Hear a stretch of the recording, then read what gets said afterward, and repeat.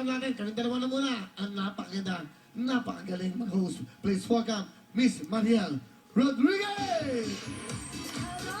Magandang gabi po sa inyo lahat at manonood sa kanilang mga tahanan. Yung mga nandito sa studio, hello sa inyo lahat! Tita Christy! Hi! Hi! Hello everyone! Ay, kung lalapitan ko. Ay, grabe! Ano Di yan? yung Ano yan? pictures natin sa Winnipeg. Kasama kasi kami noon. Umikot kami. Nag-toilet kami ano? sa mga park-park. Oh, ang saya-saya. Thank Saya you pa so kayo dyan. much. Ay! Masaya. Kuya Nel! Grabe, Kuya Nel! Sorry, nag-delay reaction ako. Pasensya na po. Hi!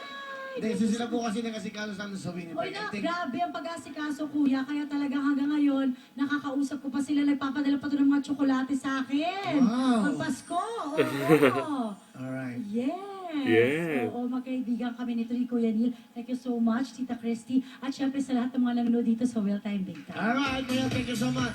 Ibig ko sabihin yan, baka pumunta rin tayo ng winner at baka pumunta rin tayo ng Canada. So, magkabang-abang kayo. Okay, kamusta naman? Ang galing-galing nito dumiskarte sa buhay, no? Alam mo kung ba't nasabi ni Kuya kanina, yung mga babae, nandun sa labas ng hallway, hindi muna ako lumabas. Kasi baka makagulo ako eh. Yung may sabi ko, Nag-meeting kami. Ito nakakatuwa to, naalala mo to. Anong year ba to, Tita Christy? 2008. 2008. Alam nyo, mga nasa 8 to 10,000 yung tao. At 12,000 pa lang. Sold out po yung pinakamalaki. Parang Araneta Coliseum yun. Punong-puno po ng mga Pilipino sa Winnipeg. Salamat po. Ayan, makita mo nga. Ito, si Valerie, no? Oo, ano kayo niya? Para akala nyo, hindi tayo mag-iiwa-iwalay. yun ang akala talaga namin Oo, nun. akala nila habang buhay na. O, kita mo dahil doon. Ganun lang ang programa. Oo, pero tinan mo naman, habang buhay talaga. Dito. Oo. Ang galing dito eh. Parang napahula siya, no? Ha?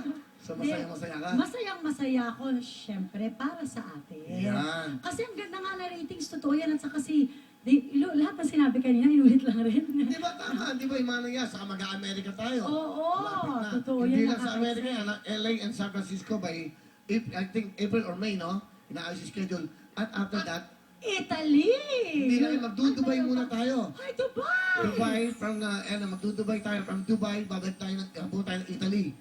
So, ang dami pong schedule para sa ating mga kababayan na hindi nakakapunta dito sa Pilipinas. Yes. Dadalawin natin sila. Di ba? Yung mga kamag-anak, i-text nyo na po sila.